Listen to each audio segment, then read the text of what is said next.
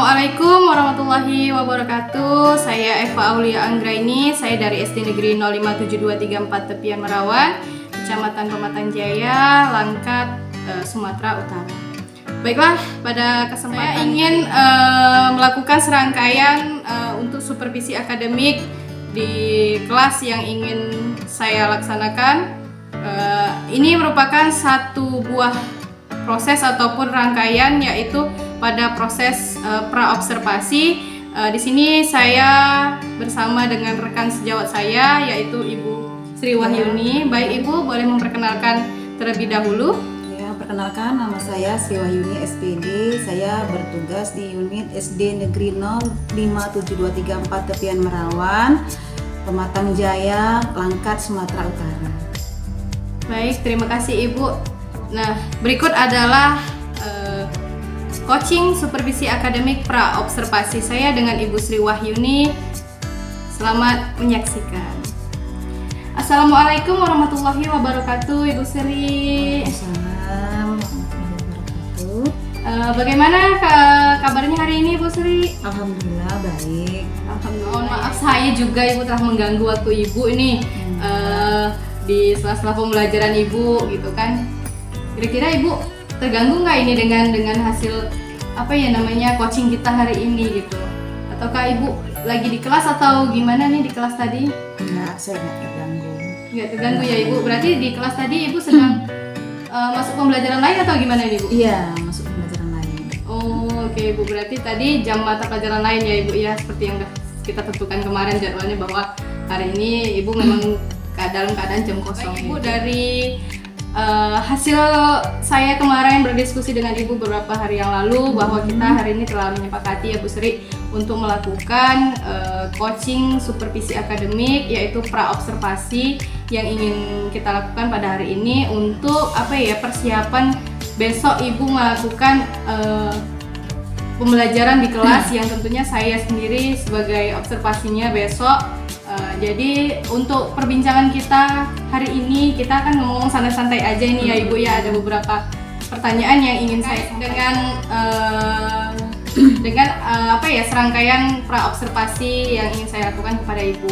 Nah, di sini ada beberapa pertanyaan yang ingin saya sampaikan kepada Ibu ya, terkait dengan pembelajaran yang akan Ibu laksanakan besok. Nah, jadi untuk pembelajaran besok ini Bu Sri, kira-kira apa yang ingin Ibu sampaikan di dalam kelas, atau materi apa nih yang ingin Ibu bawakan untuk pembelajaran besok gitu? Masalah teori, masalah materi yang akan saya sampaikan besok itu terlebih dahulu tuh saya mempersiapkan ya, sebelum kita masuk memberikan materi kepada murid, saya mempersiapkan yaitu RPP ya. Setelah itu saya mempersiapkan media yang akan saya ajarkan kepada murid, seperti proyektor ya, menyediakan LKBD untuk persiapan besok waktu pembelajaran. Nah, materi yang akan saya sampaikan besok yaitu mengenai yaitu pelajaran SBDP, yaitu belajar tentang tangga nada diatonis minor dan tangga nada diatonis minor. Oke, baik Ibu, berarti besok materi yang ingin Ibu bawakan ketika observasi di dalam kelas yaitu materi tentang SBDP terkait dengan tangga nada diatonis mayor dan tangga nada diatonis minor, gitu ya Ibu ya. Oke, baik sekali ya Ibu. Jadi kira-kira nih dari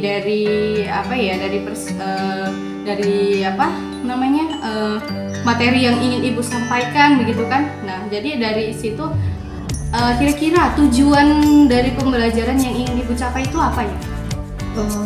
Tujuan dari pembelajaran yang akan saya sampaikan tuh ada empat tahap yaitu ya. Yang pertama yaitu melalui pengamatan itu siswa dapat mengidentifikasi yaitu lagu-lagu yang bertangga nada diatonis mayor. Yang kedua itu siswa mengamati dan mengidentifikasi lagu-lagu yang bertangga nada minor dengan benar. Yang ketiga yaitu dengan alat musik ya, siswa dapat memainkan interval ya, interval nada lagu yang bertangga nada diatonis mayor dengan benar. Yang keempat, ya, sama juga yaitu dengan alat musik, siswa dapat memainkan alat musik interval nada lagu yang bertangga nada diatonis minor dengan benar. Oke, Ada 4. berarti Ibu melalui pembelajaran besok di RPP Ibu telah menyediakan 4 tujuan pembelajaran ya Ibu ya. Dengan mengamati video pembelajaran yang telah Ibu sediakan, berarti siswa dengan harapan mampu mengidentifikasi karakter atau ciri-ciri tentang tangga nada diatonis mayor dan dengan tangga nada diatonis minor, seperti itu ya Bu. Kemudian tujuan berikutnya tadi seperti yang sudah saya tangkap bahwa Ibu ingin memberikan gitu ya kesempatan kepada murid bahwa dengan melalui alat musik anak-anak atau murid mampu memainkan interval-interval musik yang memiliki ciri tangga nada diatonis mayor dan minor, seperti itu ya Ibu. Oke, baik sekali ya Ibu tujuannya. Kemudian dengan tujuan-tujuan tersebut, dengan kita besok melakukan observasi di dalam kelas gitu terkait dengan pembelajaran Ibu. Nah, kira-kira area yang ingin Ibu kembangkan apa ya kira-kira Ibu? Area yang saya akan kembangkan ya, yang pertama yaitu kompetensi pedagogik ya. Yang pertama itu keaktifan siswa dalam kelas ya. Siswa itu harus lebih aktif ya. Semuanya siswa dilibatkan dalam kelas ya. Yang kedua yaitu metode pembelajaran diskusi seperti kerja kelompok ya. Dengan kerja kelompok kan kita semua saling bekerja ya kan, saling bekerja dan saling jadi aktif gitu jadi ya. aktif ya. Yang ketiga yaitu pengelolaan kelas. Kelas itu agar lebih gimana ya, semangat gitu ya. Lebih nyaman Lebih gitu nyaman, lebih efektif, lebih efisien. Iya, oke. Baiklah Ibu, jadi area yang ingin Ibu kembangkan tadi banyak sekali ya, seperti yang saya amati dari hasil yang Ibu sampaikan tadi, bahwa Ibu ingin mengembangkan yang pertama pedagogik ya Ibu ya, yaitu melalui keaktifan siswa di kelas, kemudian kekreatifan siswa juga, kemudian ingin membuat kelas itu menjadi nyaman, menjadi suatu kelas yang efektif, memanfaatkan waktu sehingga pembelajaran itu dapat berjalan dengan baik ya Ibu ya.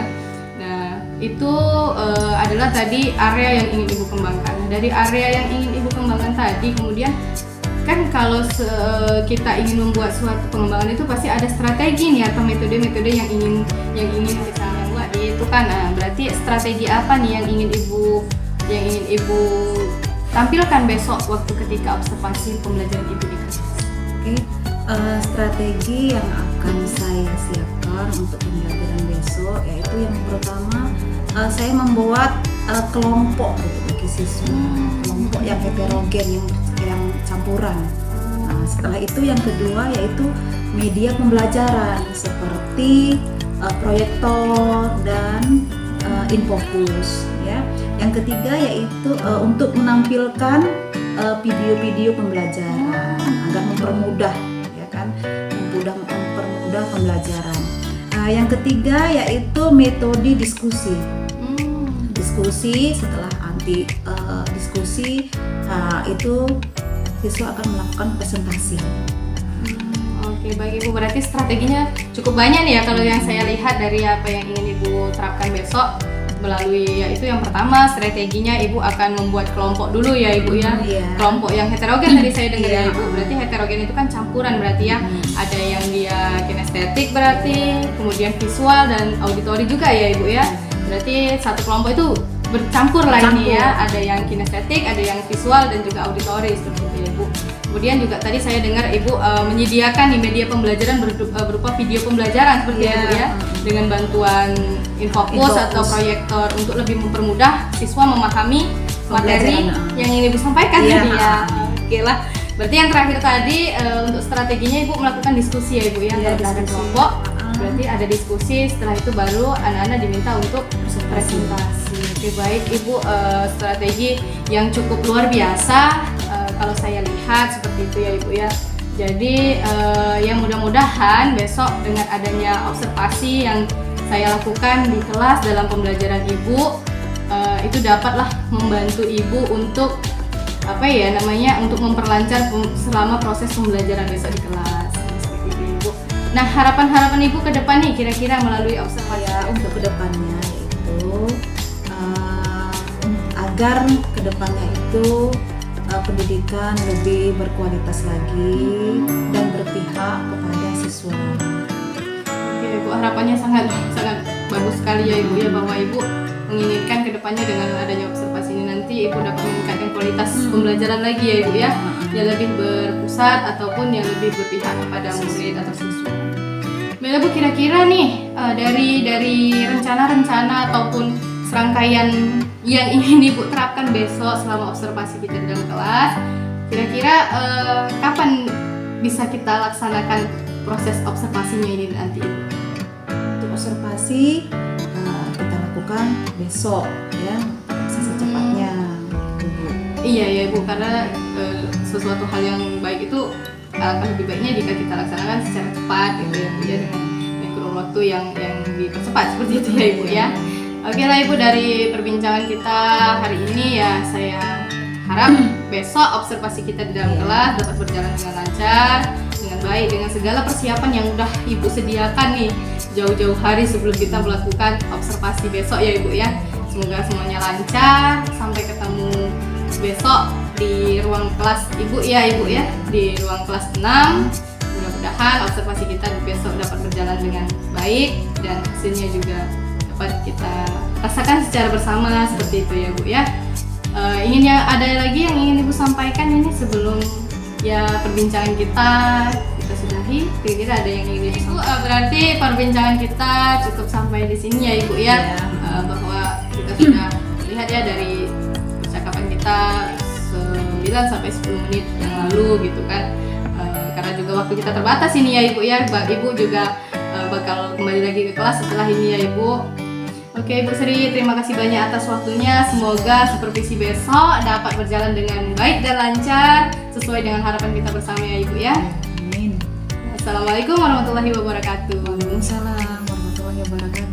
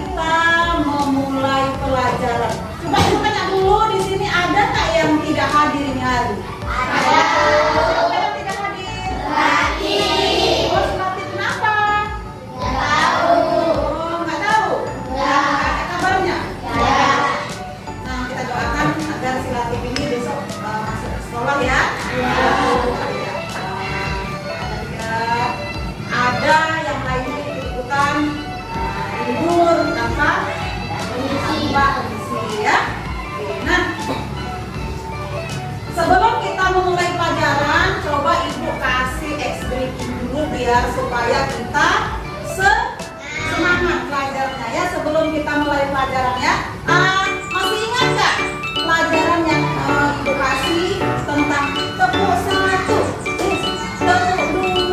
Oke, masih ingat? Masih ingat? Kita lakukan semangat ya. Dan nanti kita mengikuti pelajaran lebih semangat. Oke, mulai ya. Tepuk 1, tepuk 2, tepuk 3, tepuk 4, tepuk 5,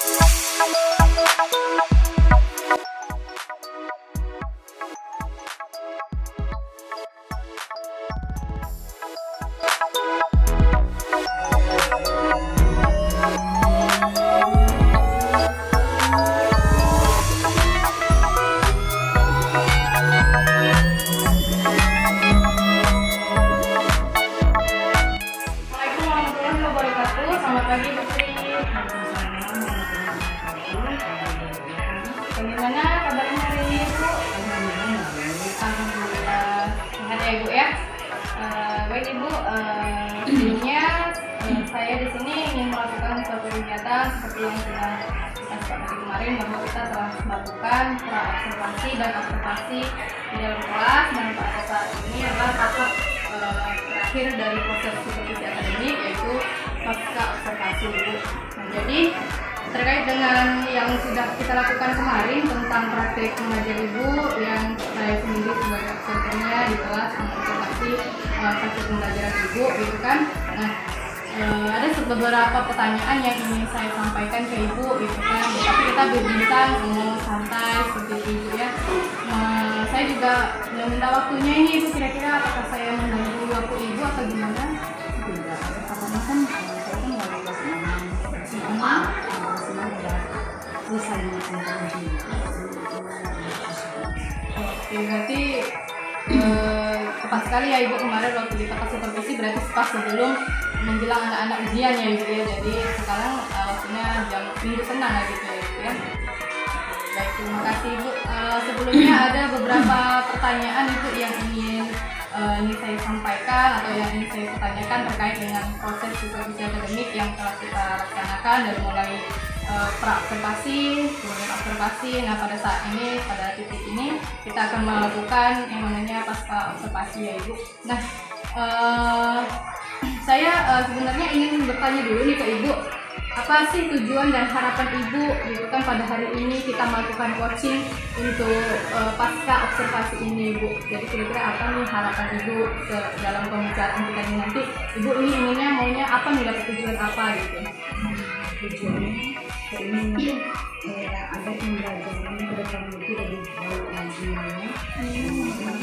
Sebelumnya masih banyak hasilnya di kelas. Semoga ke depan itu ya pembelajarannya lebih bagus lagi, lebih aktif.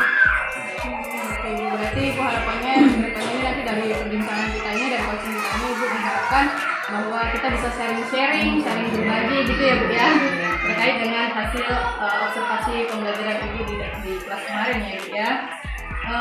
Kemudian Ibu, saya ingin menanyakan nih, gimana perasaan Ibu setelah kita menjalankan proses supervisi akademik ini dari mulai observasi sampai observasi hingga pada saat ini kita menjalankan pasca observasi gitu. Nah, bagaimana perasaan Ibu setelah menjalani itu semua gitu? Perasaan saya senang karena saya telah melakukan lebih baik, yaitu dengan Berarti Ibu lebih tenang gitu ya Bu ya, setelah melakukan observasi kemarin. Ibu telah belajar ini ya, mengaplikasikan pembelajaran berdiferensiasi, yang artinya tidak bisa berpihak kepada siswa seperti itu ya Bu ya. Baik Ibu, pertanyaan saya berikutnya nih, kira-kira setelah observasi kita berjalan kemarin, seperti kan. Nah, setelah Ibu telah belajar pembelajaran yang lebih berpusat pada siswa seperti pembelajaran berdiferensiasi itu, apakah pada saat observasi itu tujuan dari RPP Ibu atau rancangan pembelajaran Ibu itu apakah sudah tercapai keseluruhan atau gimana Ibu? Kalau menurut Ibu sudah. Kemarin anak-anak sudah bisa mengidentifikasi ya tentang tanda nada dan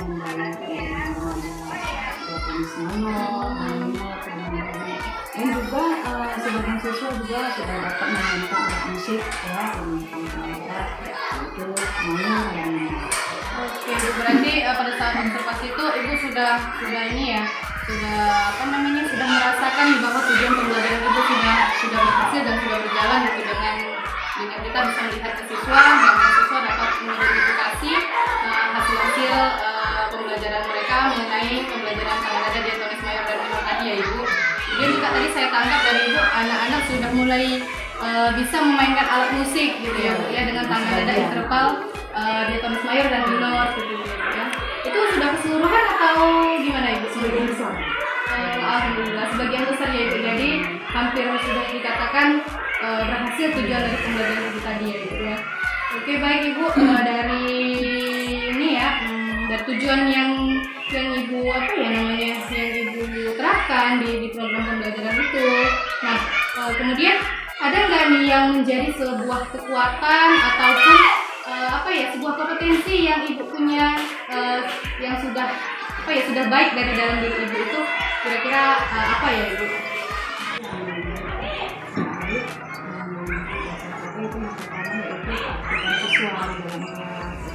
Siswa mulai aktif melakukan kegiatan pembelajaran. Yang kedua yaitu metode pembelajaran diskusi, ya. Itu seperti kelompok. Dan itu yang ketiga itu pemahaman. Berarti hal yang sudah ibu anggap baik dalam selama proses observasi tadi, ibu sudah merasakan bahwa ibu sudah mulai bisa mengelola kelas dengan baik, membuat siswa menjadi lebih aktif, lebih kreatif, dan juga lebih dapat mengefisienkan waktu seperti itu ya ibu ya. Baiklah ibu, itu kan yang menjadi kelebihan ataupun yang menjadi suatu aspek yang ibu miliki yang sudah baik dari ibu. Nah sekarang yang ingin saya tanyakan, apa nih aspek ataupun strategi yang ingin ibu kembangkan yang ibu rasa selama observasi kita di dalam kelas itu masih kurang baik atau harus ada yang diperbaiki seperti itu? Hal yang perlu diperbaiki seperti penggunaan media pembelajaran sebelumnya itu sebelumnya itu kurang memadai. Jadi menggunakan metode kognitif itu memadai ya. Jadi sudah tidak pembelajaran.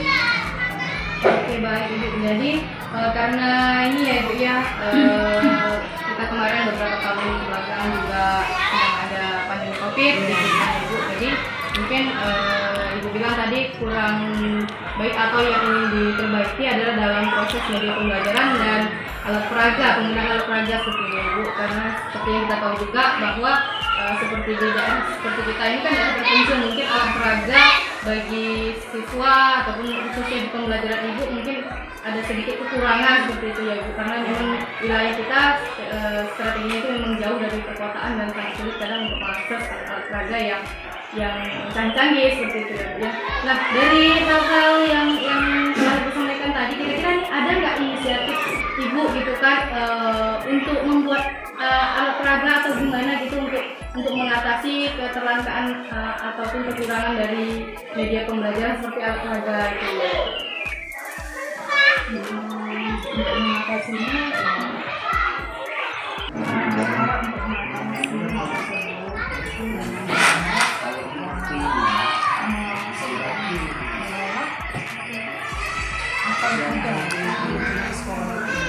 membuat sendiri alat peraga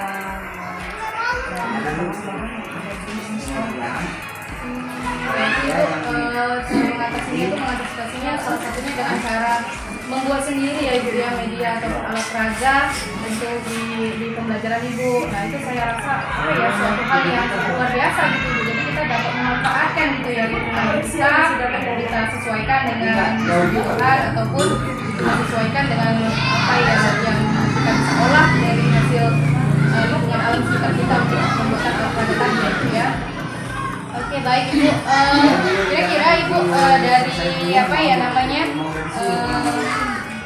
dari hasil yang saya analisis dari tatapan kita ini tadi gitu kan, nah kira-kira rencana ataupun pengembangan yang ingin Ibu lakukan gitu setelah nantinya kita menjalankan observasi kemarin gitu kan, ada pengembangan area pengembangan yang ingin Ibu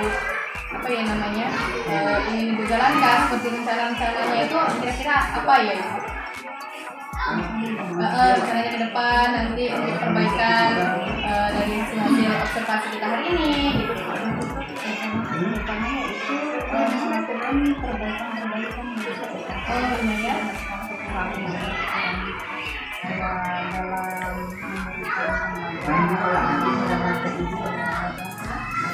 dalam memberikan informasi dari sosial media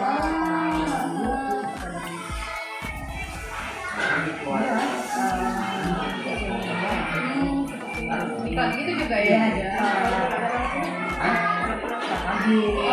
Jadi dari informasi lah.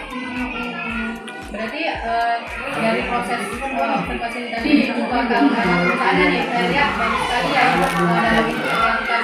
Baik Ibu, berarti tadi dari apa ya namanya rencana-rencana yang Ibu terapkan tadi, saya rasa itu sudah sangat baik gitu ya. Ibu yang pertama saya dengar tadi Ibu bakal mencari informasi gitu kan terkait dengan apa ya namanya hal-hal yang ingin Ibu lakukan perbaikan seperti lihat di YouTube, video pembelajaran seperti itu ya. Kemudian Ibu juga bakal rutin tadi saya dengar mengikuti diklat-diklat seperti itu Ibu ya. Apalagi sekarang ini sedang gencar diklat apa itu Bu? IKM ya Ibu ya, program IKM gitu. Kemudian tadi saya dengar juga dari forum KKG juga ya Ibu ya. Nah itu juga sebagai narasumber yang baik gitu ya Bu untuk melakukan pengembangan potensi yang kita miliki gitu ya Bu. Kemudian Ibu dari apa ya namanya dari rencana-rencana Ibu tadi kira-kira nih ada nggak orang yang dapat membantu Ibu dalam proses melakukan evaluasi ataupun perbaikan dalam kompetensi yang Ibu miliki tadi? Banyak sekali, termasuk itu yang pertama sekali itu kepala sekolah. Rekan-rekan guru yang ada di sini, termasuk Ibu Eva lah, ini yang guru penggerak ini yang memotivasi saya untuk lebih maju ke depannya. Bisa saling sharing gitu ya Ibu ya. Pikiran. Jadi banyak sekali ya Bu ya yang bisa dijadikan narasumber, yang pertama dari kepala sekolah juga, dan sama-sama kita tahu juga bahwa kepala sekolah kita juga merupakan dari guru penggerak juga ya. Jadi banyak sekali dari beliau yang dapat kita tuai hasil dari ilmu-ilmunya seperti itu juga dengan ini ya. Mungkin ada nggak selain dari kepala sekolah, dari rekan sejawat, dari lingkungan sekolah, kira-kira ada nggak dari faktor luar yang dapat membantu Ibu juga nih dalam proses perbaikan?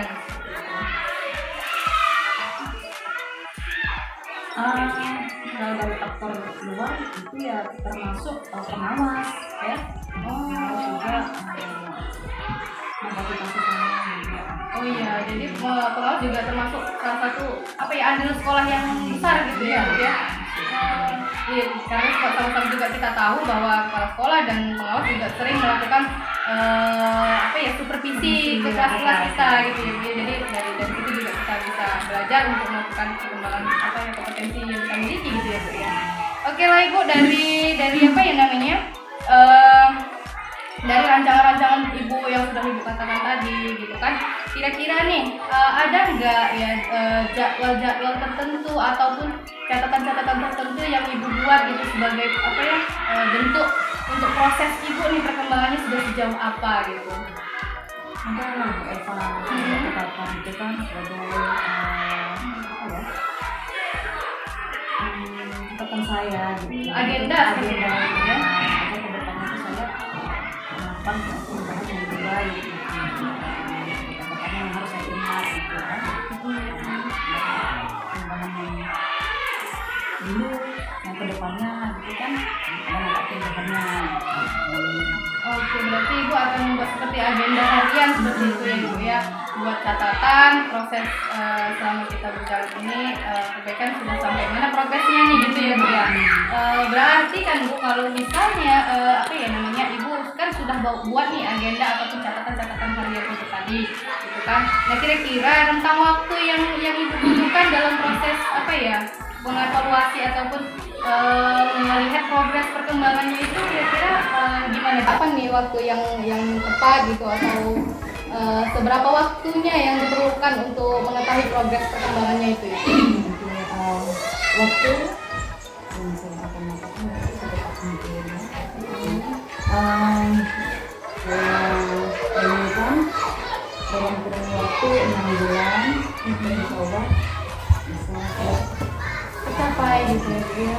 Berarti kalau selama 6 bulan berarti itu kan 1 semester ya Ibu. Berarti target Ibu tadi dalam proses apa ya namanya perbaikan tadi itu selama 6 bulan ke depan berarti ya Ibu. Berarti Ibu akan mengadakan apa ya namanya